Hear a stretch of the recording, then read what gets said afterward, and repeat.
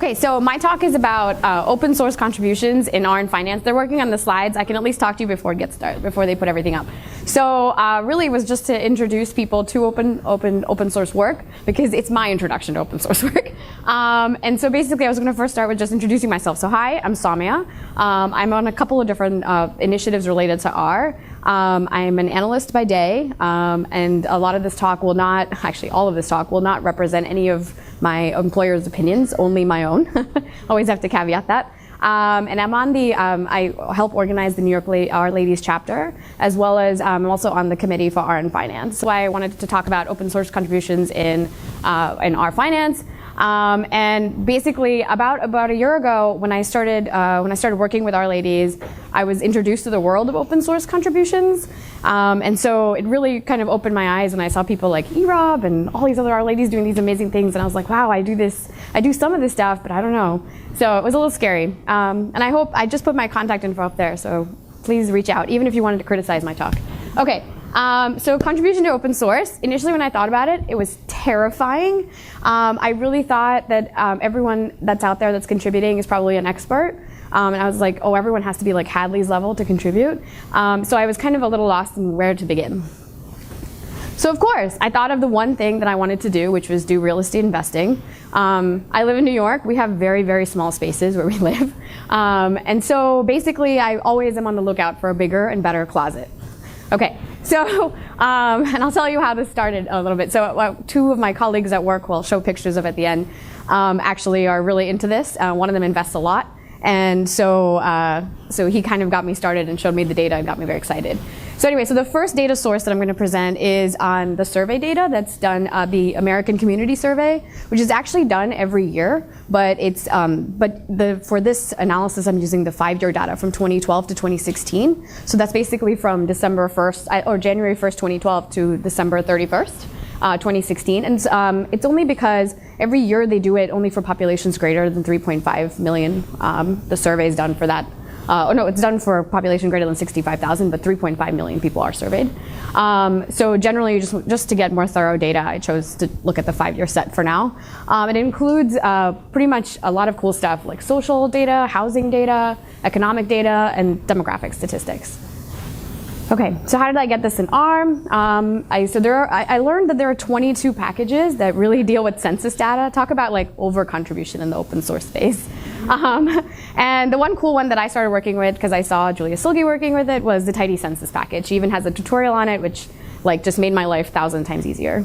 I have the link in the slides. Okay, and the other set of data that you really want to get your hands on, if you want to really play with real estate, would be MLS data. So what is MLS data? So it's actually individual listings, but they're all done at the local level, and there's no like aggregated database that collects all this information and allows you to access it.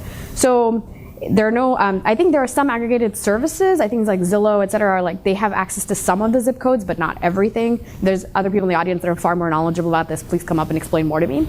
And I just couldn't find a whole lot of any public or free APIs. We actually eventually ended up going down a subscription, and that's how we built a lot of the stuff that I built today. And basically there's no standardization, as in the data is incredibly dirty. So when I first started mapping things, it was mapping into the wrong areas, and I'll give you examples when I show you stuff. And a lot of the analysis that I'm going to be doing today is all based on zip code analysis. So the census data, if you're familiar with it at all, is all on the state and county level. So there's some, like, there are areas, a lot of people when they do census data is like it's on the state and county level, but there isn't a way to pull in some zip code level information. So it's interesting to see how that can match up and really show you some trends.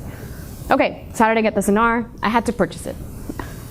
Okay, so the packages I use today are Leaflet for visualization, Viridis. I'm not gonna Argodal, I can't pronounce package names, so you're gonna have to forgive me and read them. So for finance, I use the FinCal package. If any of you have like the calculator they give you for like the CFA exams, where you like put in the mortgage bonds, something like that. Okay, and data science, obviously the Tidyverse and dplyr. So yeah, since I live in New York, and I told you about my constant need for space in New York, I decided to look at New York. So let me tell you what I first did. So as I said, the MLS data and the census data is, the MLS data is incredibly, incredibly dirty. So I had to do a lot of cleanup. and then I merged all of it. So I wanted to show you at a snapshot for how, like, this is not at all incredibly detailed. I would do a lot more now that I know how to do this. So, but even this information is quite a lot. So you have like days on market, you have it at the postal code level, you have square feet, you have the year build. I wish I had done this before moving into my current place. You have like the price, and then I calculated the annualized income, the price to rent ratio, the annualized expenditure, et cetera, which I'll show you graphs of. But so it has a lot of information that we can use. Okay. So the first thing that you do, right, when you get this data set, you're like, okay, I just want to get a flavor for what's happening, right? So you look at median prices, because if you think about it, or in essentially any area, right, if you're looking at the zip code level, there are obviously some houses that are far more expensive, and there are some houses that are far cheaper, right? Just because of many different factors. So I thought in this case, since I was just doing an initial glance, I would start looking at medians. So I used the leaflet package to develop the first round of median prices for every neighborhood in New York City. So this is what this came out. So I also discovered an interesting problem with this. So in my RStudio window, this actually rendered and showed everything in the right place, but I think here it does not. So that's very upsetting. But the point of this graph actually, or the map actually, is quite interesting. So if you look, these are the 5 boroughs of New York, and this is broken out by percentile. So if you look here, all the yellow is essentially where the most expensive places are, right? Which is not rendering very prettily up there. Okay, but it's basically all of this. So that's like all of the, like Soho, Tribeca, I think it's even the Upper East Side. Yeah, Upper East Side. So these are sort of the more expensive places. You can see there's some yellow out here. This must be Williamsburg or Brooklyn. Oh, yeah, somewhere. Carroll Gardens. So just to get an idea, right? So now we know this. So we go to the next slide. Okay, so the next thing you're looking at and you're saying, okay, well, that's great. I know how much something costs, but absolutes really do nothing for me. So let me understand this in a different way. I get this rent amount. So let me see if I can do a median price to rent ratio. And what that really, you can interpret that as, if I bought a house and put it on the market today for rent, how long would that take me to pay it off? Okay, so basically I would expect that the payoff would be faster for less expensive homes, presumably. So I look at this again, but the median rate here again is pretty high. So it's even here. It's still pretty consistent in terms of results. There are a couple of neighborhoods that are changing in direction, where the median price to rent ratio is a little different. So I say, okay, well, let me see some more information. So the other thing that the MLS data also gives you is the days to market. So that's really interesting. So how long does it take to sell a place? And I would expect that again, a more expensive place or a bigger place would be harder to sell, right? So again, if you look at this, which is crazy, which is what tells you how much demand there is in New York, is that it's actually harder to sell things in the outer boroughs, and it's much easier to sell things inside, right? So in Manhattan itself, this whole area that was yellow before, that was because it was so expensive, apparently does not sit on the market very long. So that's very interesting. Okay. So next up, we have the median price to rent ratio over the days on market. So I don't know if any of you are familiar with like doing cash flow analysis and doing asset turnovers and balance sheets. So essentially, you're trying to measure how fast you can turn over and how efficient your company is at turning over assets. So this is like a similar ratio to say, okay, well, how fast can someone actually move this? Based on how fast can they pay it back and how many days does it take to sell on it? So kind of efficiency.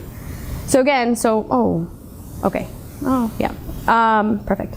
So this kind of shows you, again, so on the left-hand side, you have the median days to market and you have the median price to rent ratio. And it kind of, again, oh man, this has been very difficult. I don't know if all of you have tried using Plotly at all in Markdown documents and Zerigan. I've been having a lot of trouble with it. So anyway, but a lot of these labels match up to what you would expect to be sort of the expensive neighborhoods. I think out here was like Tribeca and others. So just as an idea, this was an interesting measure. And it was interesting that it all clustered on one side to say that, most things are actually probably pretty efficient. So, and then the other thing that comes up is when you look at a neighborhood, as we talked about earlier, was to say, okay, well, there must be a spread, right? Like every apartment in that neighborhood can't be the same price, can't be just expensive. The other thing I didn't do in this was I didn't break this down by bedroom type. So that was something I was trying to do, but I I think I have to do some more merging to get that information. And there's, in terms of the dirty data, there was quite a bit of dirty data in actually the MLS, because they have provided locations, but none of the neighborhoods actually match. So I had to lay down a map of New York City in order to make sure it mapped to the right neighborhood, because the latitude, longitude was all off. So going back to this, the spread of the prices per neighborhood. So again, it's interesting because, again, a lot of them are concentrated in like the lower millions. But you see, like something like Tribeca is like, oh, there's like a $10 million apartment there. I was really hoping that it would go the other direction, that there'd be like things in the lower end. And I'm hoping to obviously expand this analysis outside New York City, where things are a little bit more affordable. So, but it was good to try and have fun with it. Okay, so as I promised, since this is slightly about finance as well, and it has to include finance, I figured we could make a cash flow statement, because that's really the goal of this analysis, is to say, well, how can you actually project this information out once you have built these statistics? How can you tell somebody where to invest? So here I'm just building a very simple model. I'm taking the annualized income, which they give us, the MLS gives us monthly estimates. So I'm just annualizing that. Then I'm doing expenses, which the MLS data gives me the HOA, and I'm using the FinCalc package to actually calculate the mortgage payments. So that would be my expense portion, and I'll show you, I think at the bottom I've laid out the formula on how to calculate mortgage payments. So, you're taking, I assume it's a 5% rate, 30-year regular standard mortgage. And then so that gives you just a basic idea of what profit looks like, which is kind of cool, because most of the time when you're looking at houses, I don't know if any of you have gone shopping for houses, it's not that easy to figure out what something's worth. And there are not that many data sources that aggregate things in a way that's actually coherent or cohesive. So this is, I wish I had really used this before. So I decided, since we have a lot of Our Ladies that have recently moved to Brooklyn, I think we were talking about this a couple days ago. So I thought I would just show you the top, the highest profit you can make in Williamsburg these days. It doesn't seem to be a whole lot, as you can see. But there is some positive happening there. It was interesting that there are some neighborhoods where you kind of expect that positive cash flow versus others. So I imagine that eventually I would probably turn this into an app once I clean everything up, and so I hope that all of you can try it out and give feedback on it. Okay, so as I said, next steps would be to include much more information in terms of extended areas, so even outside New York City, outside the boroughs, obviously. And probably I would want to extend my analysis to other areas like Pennsylvania and New Jersey, et cetera. And so the other things I'd like to do is to maybe build some more signals. So I was really interested in incorporating more retail sets. I think I was reading about how they were incorporating like Dunkin' Donuts and Starbucks into that. So I wonder how much of a predictor that is of areas and their prices. So if anyone's done that work, I'd love to talk about it. And again, extend this all over the US. Okay, so why am I doing this? Right. Other than wanting to buy an apartment, these are my two coworkers that love real estate data. So they got me hooked, and it gave me a chance to really learn something different from my day job. And I got to learn super cool packages like Leaflet, which you'll actually hear about Angela. She's going to talk about it later on today, I think. And that's pretty much it. Thank you.